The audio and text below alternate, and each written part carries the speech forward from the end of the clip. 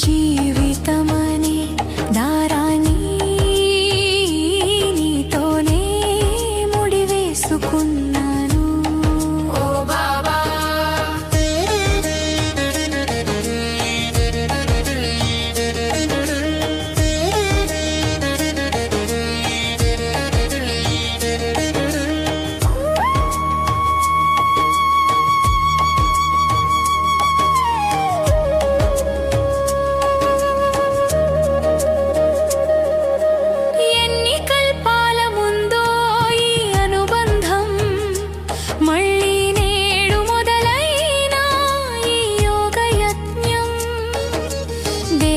స్మృతిని వీడితిని, ఆత్మగా నిను చేరితిని. వికర్మలన్నీ భస్మము చేసే యోగాగ్నివి నీవే బాబా.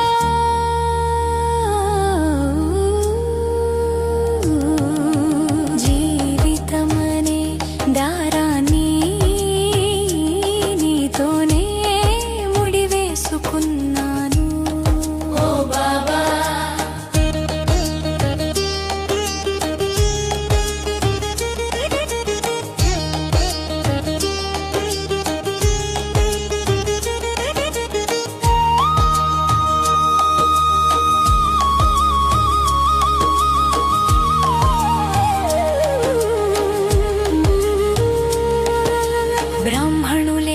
భవిష్యత్తు దేవతలని, జ్ఞాన వృక్షపు మధురమైన అంటునని, ముచ్చటైన నీ మురళిని విని ముక్తిధామపు బాటను కని, సంగమయుగపు అంచున నిలిచి ఇంటికి వచ్చేస్తున్నాను బాబా. జీవితమనే దారాన్ని నీతోనే ముడివేసుకున్నాను. ఓ బాబా నీ తోడులోనే నా నడక, నీ నీడలోనే నా మజిలి, జన్మ జన్మల బంధాన్ని నీతోనే ముడివేసుకున్నాను.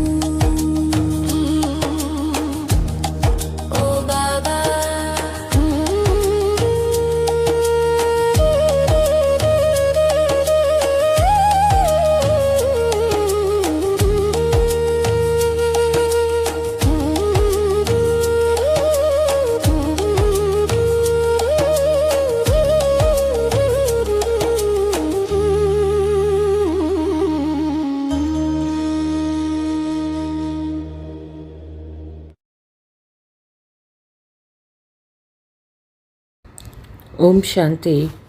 మురళీ డేట్ 23/3/2026. మధురమైన పిల్లలారా, మౌనంగా ఉండుట ఒక గొప్ప గుణము.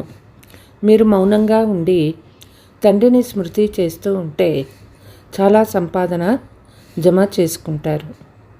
ప్రశ్న: కర్మ సన్యాసాన్ని రుజువు చేసే ఏ మాటలు మీరు మాట్లాడరాదు? జవాబు: డ్రామాలో ఉంటే చేస్తాంలే అనే మాట కర్మ సన్యాసీలకు చెందినది. బాబా అంటారు, మీరు కర్మలైతే తప్పకుండా చేయాలి. పురుషార్థం చేయకుండా నీరు కూడా లభించదు. కనుక డ్రామా అని వదిలేయరాదు. కొత్త రాజధానిలో ఉన్నత పదవి పొందాలంటే పురుషార్థం బాగా చేయాలి. ఓం శాంతి. మొదట పిల్లలకు హెచ్చరిక లభిస్తుంది. తండ్రిని స్మృతి చెయ్యండి. తండ్రి స్మృతి మన్మనాభవ, వారసత్వాన్ని తీసుకోండి. తండ్రి ఈ విషయాన్ని సంస్కృతంలో తెలపలేదు. తండ్రి ఈ విషయాన్ని హిందీలో తెలుపుతూ ఉన్నారు. తండ్రిని వారసత్వాన్ని స్మృతి చేయమని పిల్లలకి చెప్తారు. పిల్లలు తండ్రి అయిన నన్ను స్మృతి చేయండి సులభంగా అర్థమయ్యే వాక్యం వినిపిస్తారు. లౌకిక తండ్రి పిల్లలు తండ్రినైన నన్ను స్మృతి చేయండి అని చెప్పరు. ఇది కొత్త విషయము. తండ్రి చెప్తూ ఉన్నారు, పిల్లలు మీ నిరాకారి తండ్రి నన్ను స్మృతి చెయ్యండి. ఆత్మీక తండ్రి ఆత్మీక పిల్లలైన మాతో మాట్లాడుతూ ఉన్నారు. పిల్లలకు తెలుసు, మాటి మాటికి తండ్రి స్మృతి చేయమని పిల్లలకు చెప్పటం శోభించదు. ఆత్మీక తండ్రిని స్మృతి చేయడం మా కర్తవ్యమని, అప్పుడే వికర్మ వినాశం అవుతుందని పిల్లలకు తెలుసు. తండ్రిని నిరంతరం స్మృతి చేసేందుకు పిల్లలు ప్రయత్నించాల్సి ఉంటుంది. ఇప్పుడు నిరంతరం ఎవరూ స్మృతి చేయడం లేదు. దానికి కొంచెం సమయం పడుతుంది. ఈ బాబా అంటూ ఉన్నారు, నేను కూడా నిరంతరం స్మృతి చేయలేకుండా ఉన్నాను. చివరిలో ఆ స్థితి వస్తుంది. పిల్లలైన మీరు మొదట తండ్రిని స్మృతి చేసే పురుషార్థమే చేయాలి. శివబాబా నుండి వారసత్వం లభిస్తుంది. ఇది భారత్వాసీలకు మాత్రమే అన్వయిస్తుంది. దైవీ రాజధాని స్థాపన అవుతుంది. ఇతర ధర్మాలు స్థాపించడంలో కష్టం ఉండదు. ధర్మస్థాపకులు వెనుక వారి ధర్మానికి చెందిన వారు వస్తూనే ఉంటారు. ఇక్కడ దేవీ దేవతా ధర్మానికి చెందిన వారిని జ్ఞానము ద్వారా పైకెత్తాలి. ఇది శ్రమతో కూడిన పని. గీత, భాగవతము మొదలైన శాస్త్రాలలో తండ్రి సంగమయుగంలో రాజధానిని స్థాపన చేస్తారనే విషయం రాయలేదు. గీతలో పాండవులు పర్వతాలపైకి వెళ్ళిపోయారని, ప్రళయం జరిగింది మొదలైన విషయాలు వ్రాసేశారు. వాస్తవానికి అలా జరగలేదు. మీరు భవిష్య 21 జన్మల కొరకు చదువుకుంటూ ఉన్నారు. ఇతర పాఠశాలలో ఈ ప్రపంచం కొరకే చదివిస్తారు, చదువు చెప్తారు. సాధు సత్పురుషులు మొదలైన వారు కూడా భవిష్యత్తు కోసమే చదివిస్తారు. ఎందుకంటే శరీరాన్ని వదిలి ముక్తిధామానికి వెళ్ళి బ్రహ్మంలో లీనమవుతుందని, ఆత్మ పరమాత్మతో కలిసిపోతుందని వారు భావిస్తారు. కాబట్టి అది కూడా భవిష్యత్తు కొరకే. కానీ భవిష్యత్తు కొరకు చదివించువారు ఒక్క ఆత్మీక తండ్రి మాత్రమే. ఇతరులెవరూ అలా చదివించలేరు. సర్వుల సద్గతి దాత ఒక్కరేనని మహిమ కూడా ఉంది. అవన్నీ అయథార్థమైపోతాయి. ఈ విషయాలు తండ్రే స్వయంగా వచ్చి అర్థం చేయిస్తూ ఉన్నారు. వారు కూడా సాధన చేస్తూ ఉంటారు. బ్రహ్మలో లీనమయ్యే సాధన అయథార్థము. ఎవరూ లీనమవ్వలేరు. బ్రహ్మ మహాతత్వము భగవంతుడు కాదు. ఇవన్నీ తప్పులే. అసత్యఖండంలో అందరూ అసత్యం చెప్పేవారే ఉన్నారు. సత్యఖండంలో అందరూ సత్యం చెప్పేవారే ఉంటారు. సత్యఖండము భారతదేశంలో ఉండేదని, ఇప్పుడు అది అసత్యఖండంగా ఉందని మీకు తెలుసు.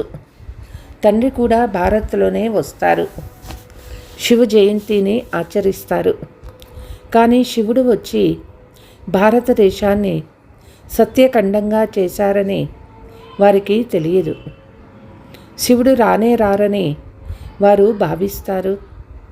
వారికి నామరూపాలే లేవని అంటారు. కేవలం పతిత పావనుడని, జ్ఞానసాగరుడని ఊరికే చిలక పలుకులు పలుకుతూ మహిమ చేస్తారు. తండ్రి స్వయంగా వచ్చి అర్థం చేయిస్తారు. కృష్ణ జయంతిని జరుపుకుంటారు. గీతా జయంతి కూడా ఉంది. కృష్ణుడు వచ్చి గీత వినిపించారని అంటారు. శివుడు వచ్చి ఏం చేస్తారో ఎవరికీ తెలియదు. వారు ఎలా వస్తారు? నామరూపాలే లేవు కదా అని అంటారు. తండ్రి చెప్తూ ఉన్నారు, స్వయంగా నేను వచ్చి పిల్లలకు అర్థం చేయిస్తున్నాను. ఇప్పుడు నేనిచ్చే ఈ జ్ఞానము మళ్ళీ ప్రాయలోపమైపోతుంది. తండ్రి స్వయంగా తెలుపుతూ ఉన్నారు, నేనొచ్చి భారతదేశాన్ని మళ్ళీ స్వర్గంగా తయారు చేస్తాను. పతిత పావనుడు తప్పకుండా ఎవరో ఒకరు ఉంటారు కదా. ముఖ్యమైనది భారతదేశ విషయమే. భారతదేశం ఇప్పుడు పతితంగా ఉంది. పతిత పావనుణ్ణి భారతదేశంలోనే పిలుస్తారు. ఇప్పుడు విశ్వంలో సైతాన్ రాజ్యం నడుస్తూ ఉందని స్వయం చెప్తారు. బాంబులు మొదలైనవి తయారు చేస్తూ ఉన్నారు. వాటి ద్వారా వినాశనం జరుగుతుంది. అందుకు ఏర్పాట్లు చేస్తూ ఉన్నారు. వారు రావణ్తో ప్రేరేపించబడినట్లు ఉన్నారు. రావణ రాజ్యం ఎప్పుడు సమాప్తమవుతుంది? కృష్ణుడు వచ్చినప్పుడని భారత్వాసీలు అంటారు. కానీ శివబాబా వచ్చి ఉన్నారని మీరు అందరికీ చెప్తారు. వారే సర్వుల సద్గతి దాత. నన్ను స్మృతి చేయండని తండ్రి చెప్తూ ఉన్నారు.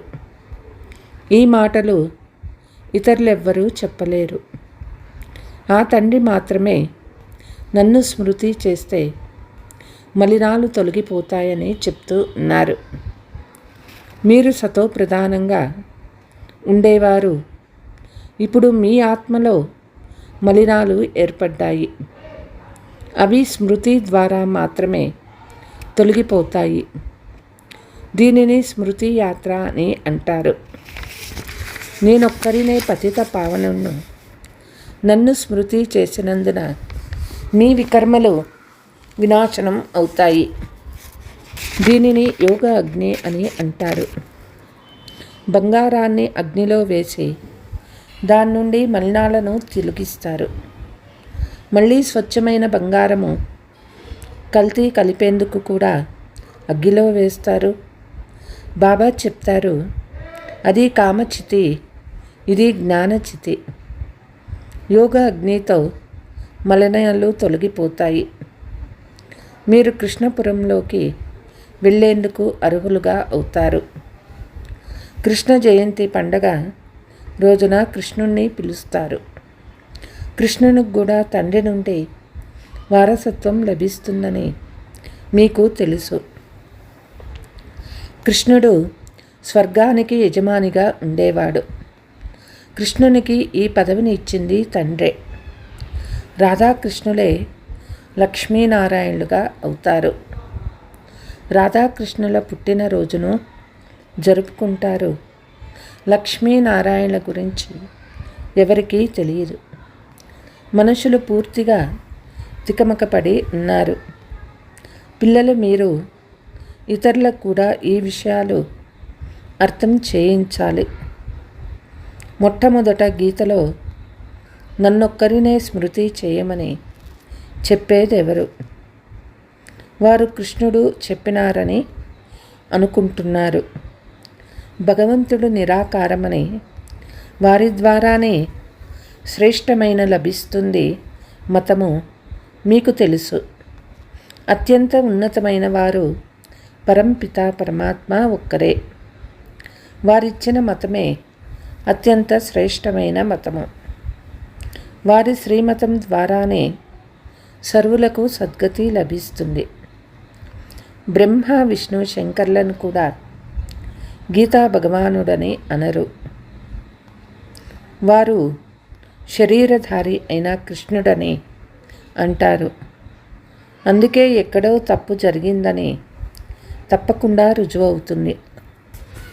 మనుషులు చాలా తప్పు చేశారని మీరు అర్థం చేసుకున్నారు. రాజయోగాన్ని పతిత పావనుడైన తండ్రే నేర్పించారు.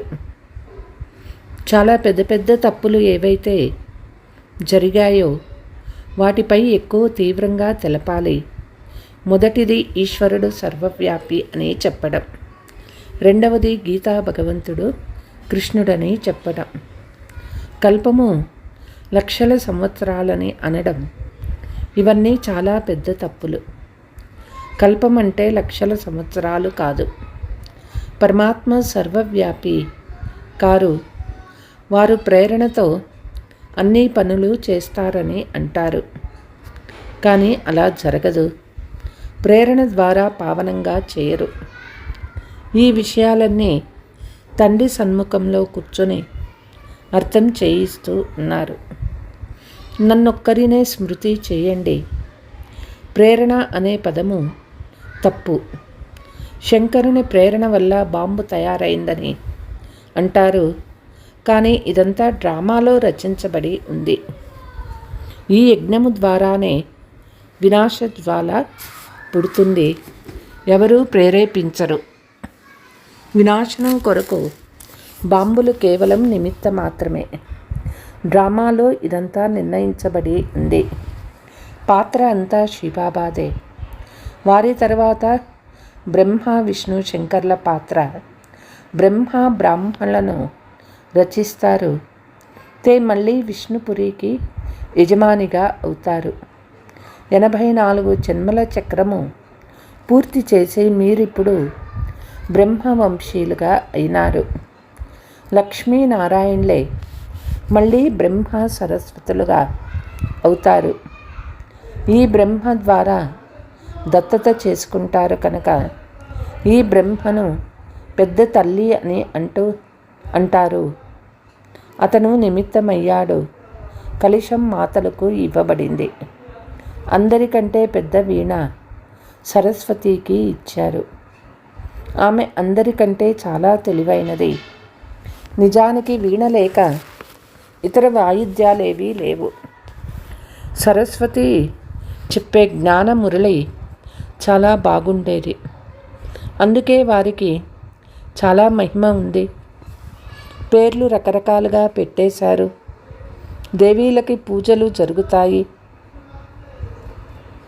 మనమే ఇక్కడ పూజ్యులుగా అవుతాము. మళ్ళీ పూజారులుగా తయారై మనల్ని మనమే పూజించుకుంటామని ఇప్పుడు మీకు తెలుసు. ఇప్పుడు మనం బ్రాహ్మణులుగా ఉన్నాము. తర్వాత మనమే పూజ్య దేవీ దేవతలుగా అవుతాము. యథా రాజా రాణి తథా ప్రజ. దేవీలలో ఉన్న ఉన్నత పదవి పొందేవారి మందిరాలు కూడా ఎక్కువ సంఖ్యలో తయారవుతాయి. ఎవరైతే మంచి రీతిగా చదువుకొని ఇతరులను చదివిస్తారో వారి పేర్లు చాలా ప్రసిద్ధి చెందుతాయి. ఇప్పుడు మీరే పూజ్యులు, మీరే పూజారీలు. ఈ విషయాన్ని మెట్ల చిత్రంలో మంచి రీతిగా అర్థం చేయిస్తుంది. చిత్రాలు లేకుండానే మీరు ఎవరికైనా అర్థం చేయించవచ్చు. నేర్చుకుని పోయేవారి బుద్ధిలో పూర్తి జ్ఞానమంతా ఉంటుంది. 84 జన్మల నిచ్చెన భారత్వాసులు ఎక్కుతూ దిగుతూ ఉంటారు.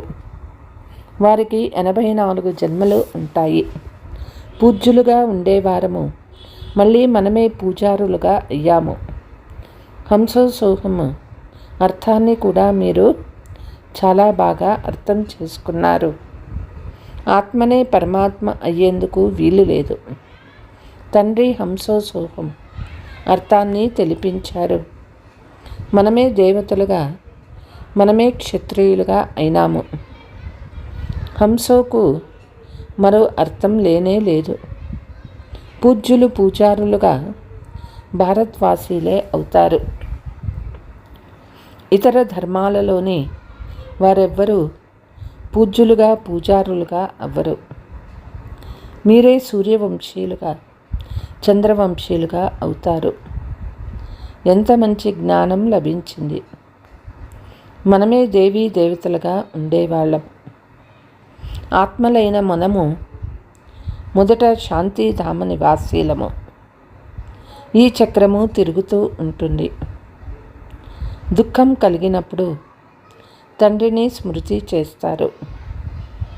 తండ్రి చెప్తూ ఉన్నారు, దుఃఖ సమయంలో వచ్చి సృష్టిని పరివర్తన చేస్తాను, అంతేకాని కొత్త సృష్టిని రచించను. పాతదానిని కొత్తదిగా చేసేందుకు నేను వస్తాను. తండ్రి సంగమయుగంలోనే వస్తారు. ఇప్పుడు కొత్త ప్రపంచం తయారవుతూ ఉంది. పాత ప్రపంచం సమాప్తం అవ్వనున్నది. ఇవన్నీ అనంతమైన విషయాలు. మీరు తయారవుతూ రాజధాని అంతా తయారవుతుంది. కల్పకల్పము ఏ పదవి పొందారో దాని అనుసారమే పురుషార్థం జరుగుతూ ఉంటుంది. కానీ డ్రామాలో ఏ పురుషార్థం చేసి ఉన్నామో అదే చేస్తామని అనుకోరాదు. పురుషార్థం చేయాలి. కల్ప క్రితం కూడా ఇదే పురుషార్థము చేశామని చెప్పబడుతుంది. పురుషార్థమే గొప్పది. ప్రాలబ్ధంపై ఆధారపడరాదు. పురుషార్థం చేయకుంటే ప్రాలబ్ధం లభించదు. పురుషార్థం చేయకుంటే నీళ్లు కూడా తాగలేరు. కర్మ సన్యాసమను పదం తప్ప తండ్రి చెప్తూ ఉన్నారు. గృహస్థ వ్యవహారంలో ఉండండి. బాబా అందరినీ ఇక్కడ కూర్చోపెట్టరు. శరణాగతికి మహిమ ఉన్నది. వారిని దుఃఖపెట్టినందున బట్టి తయారవ్వాల్సి వచ్చింది. కనుక వాళ్ళు వచ్చి తండ్రి వద్ద శరణు తీసుకున్నారు. శరణైతే ఇవ్వాల్సిందే కదా. ఒక్క పరంపిత పరమాత్మనే శరణు ఇవ్వచ్చేవారు. గురువులు మొదలైన వారి శరణు తీసుకోరు. చాలా దుఃఖం కలిగినప్పుడు విసిగిపోయి వచ్చి శరణు తీసుకుంటారు. గురువుల వద్దకు ఈ విధంగా విసిగిపోయి ఎవ్వరూ వెళ్ళరు. అక్కడికి సాధారణంగా వెళ్తారు. మీరు రావణ్ ద్వారా చాలా విసిగిపోయారు. రావణ్ నుండి విడిపించేందుకు రాముడు వచ్చాడు. మిమ్మల్ని తమ శరణంలోకి తీసుకున్నారు. బాబా మేం మీ వాళ్ళము మీరు చెప్తారు. గృహస్థ వ్యవహారంలో ఉంటున్నా కూడా మీరు శ్రీబాబా శరణు తీసుకున్నారు.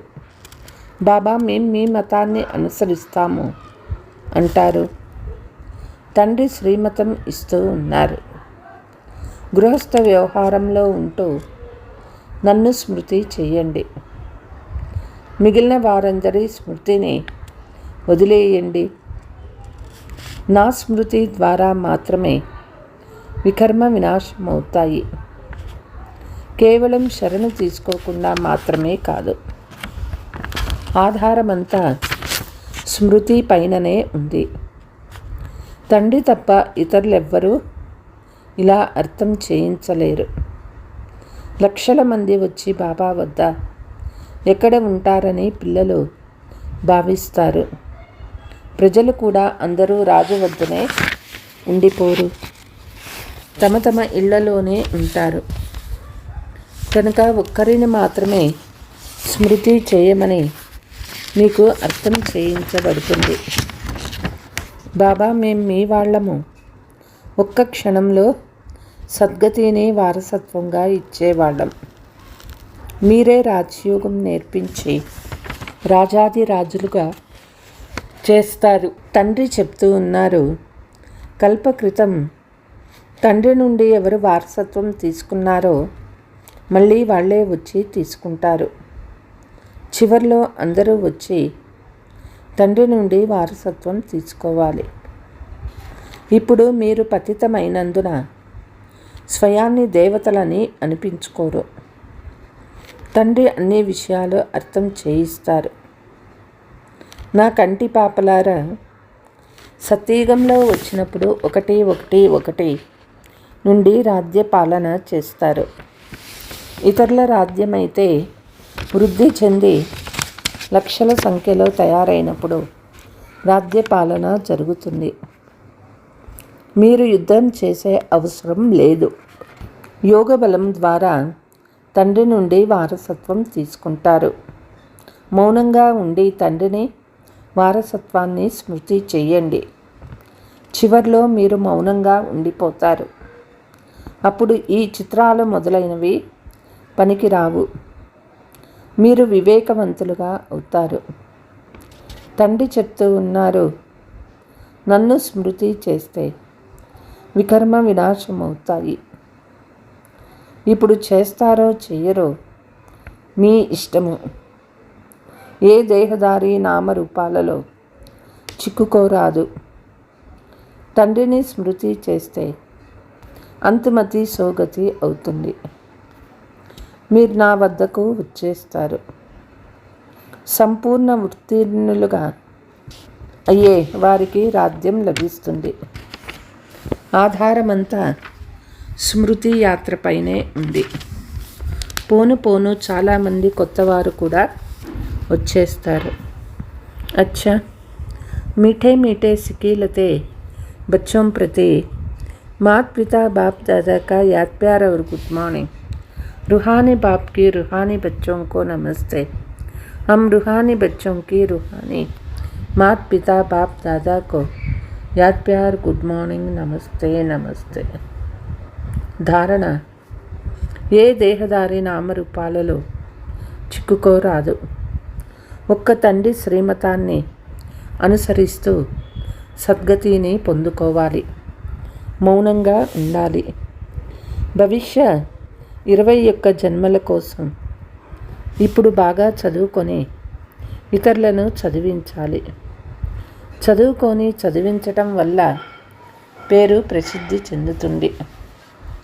వరదానము: మన్మతము పరమతాన్ని సమాప్తం చేసి శ్రీమతంపై పదమాల సంపాదన జమ చేసుకునే పదమాపదం భాగ్యశాలి భవ.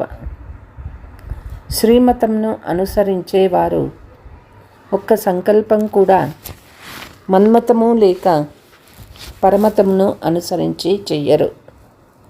స్థితి యొక్క స్పీడు తీవ్రంగా లేకుంటే తప్పకుండా శ్రీమతంలో ఎంతో కొంత మన్మతము లేక పరమతము మిక్స్ అయి ఉందని అర్థము.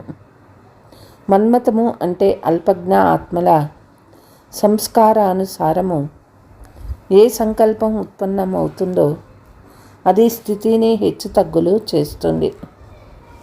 అందుకే చెక్ చేసుకొని చేయించండి. ఒక్క అడుగు కూడా శ్రీమతం లేకుండా వెయ్యరాదు. అప్పుడే పదమాల సంపాదన జమ చేసుకొని పదమాపదం భాగ్యశాలీలుగా అవుతారు. స్లోగన్: మనస్సులో అందరి పట్ల కళ్యాణకారి భావన స్థిరంగా ఉండాలి. ఇదే విశ్వ కళ్యాణకారి ఆత్మ యొక్క కర్తవ్యము. అవ్యక్త సూచన: పరిస్థితులు భలే ఎలా ఉన్నా నిశ్చయ బుద్ధి కల పిల్లలు పరిస్థితుల్లో తమ స్వస్థితి యొక్క శక్తి ద్వారా సదా విజయులుగా అనుభవం చేస్తారు. ప్రపంచంలోని వారు లేక బ్రాహ్మణ పరివారం యొక్క సంబంధ సంపర్కంలోని ఇతరులు వీరు ఓడిపోయారు అని భావించిన లేక అన్నా అది ఓటమి కాదు, విజయము. ఏదైనా సేవ యొక్క సంఘటన యొక్క ప్రకృతి యొక్క పరిస్థితి స్వస్థితిని లేక శ్రేష్ఠ స్థితిని దగ్మగ్ చేస్తే అది కూడా బంధనముక్త స్థితి కాదు. ఈ బంధనం నుంచి కూడా ముక్తులవ్వాలి. అచ్చా, ఓం శాంతి.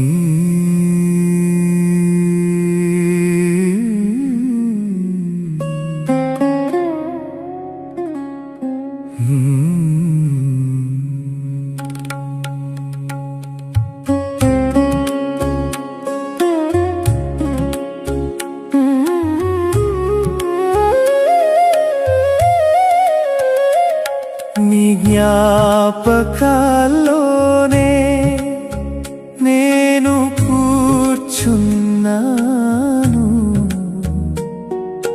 నిన్ను కలవాలని వేడుకున్నాను.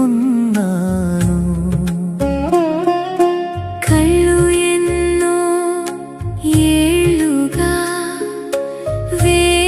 వేచి చూశాయి. ప్రతి వాగ్దానంలోనూ నిన్నే కోరుకున్నాను. నీ జ్ఞాపకాల్లోనే నేను కూర్చున్నాను. నిన్ను కలవాలని వేడుకున్నాను. బాబా నిన్ను కలిసినప్పుడు ఎంతటి ఆనందం కలుగుతుందో.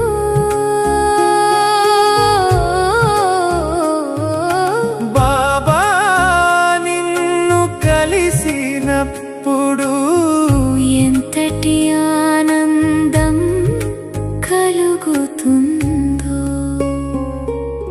కురుస్తుంది అమృతం ప్రతి ఆత్మపై. కురుస్తుంది అమృతం ప్రతి మనసు వెలిగిపోతుంది. నీవు నా కళ్ళ ముందుకు వచ్చినప్పుడు మధుబనం పులకించి వికసిస్తుంది. నీవు నా కళ్ళ ముందుకు వచ్చినప్పుడు ఓ మధుబనం పులకించి వికసిస్తుంది.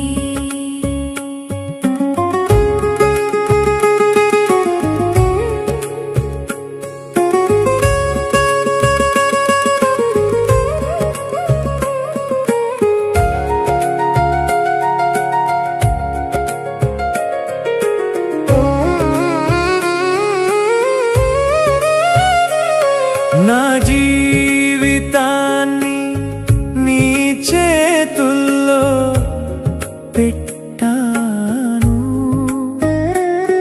నీ మాటల్లోనే సుఖాన్ని పొందాను. నా హృదయంలో నువ్వే నిండిపోయావు. నా పగలు రేయి అంతా నీవే ఉన్నావు. నా జీవితాన్ని నీ చేతుల్లో పెట్టాను. నీ మాటల్లోనే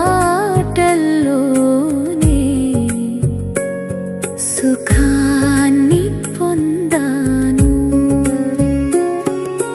ఇంతటి అందమైన మిలనం నేనెప్పుడూ ఊహించలేదు. ఇంతటి అందమైన మిలనం నేనెప్పుడూ ఊహించలేదు.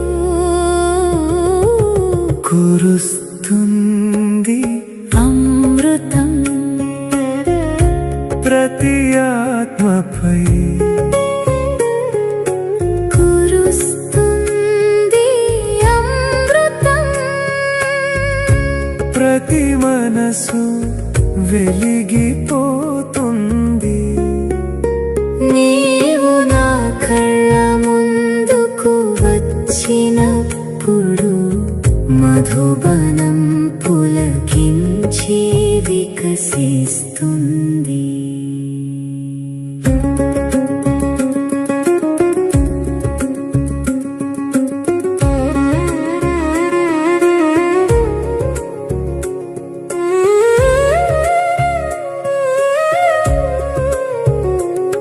నీ కళ్ళలో ఆ దివ్య కాంతిని చూస్తున్నాను.